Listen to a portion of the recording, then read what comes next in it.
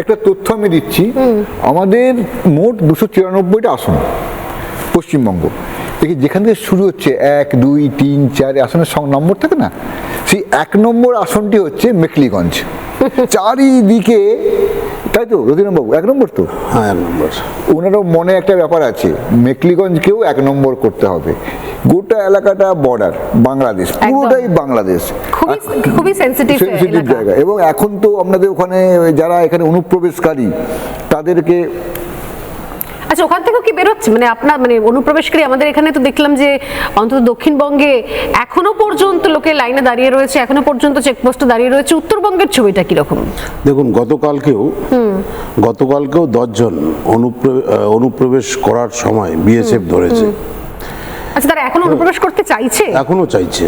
বাপরে। এবং সবথেকে বড় বিষয় যেটা অনেকে আমরা খুব গুরুত্ব সহকারে না দেখলেও মানে কেন্দ্রীয় স্বরাষ্ট্র দপ্তর সেটা দেখেন, আমাদের 3 বিঘা করিডর, যেখানে আঙ্গারপোতা দহগ্রাম যে দুটি সাবেক ছিটমহল ছিল, সেটা 3 বিঘা করিডর হওয়ার ফলে বিস্তীর্ণ এলাকা প্রায় 25 কিলোমিটার, সেখানে কাঁটাতারের বেড়া নেই এবং চারদিকে হচ্ছে আপনার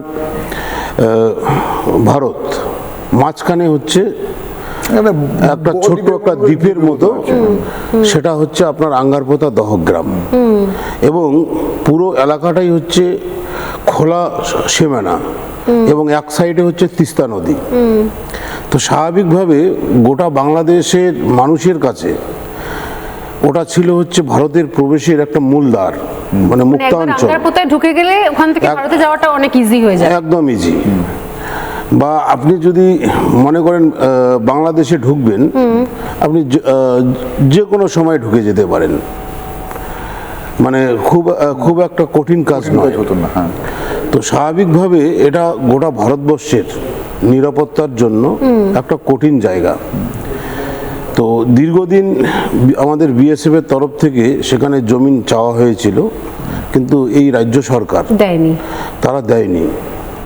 আজকে আমাদের নতুন সরকার আসার পরে 45 দিনের মধ্যে এই জমি দেওয়ার কাজ চলছে।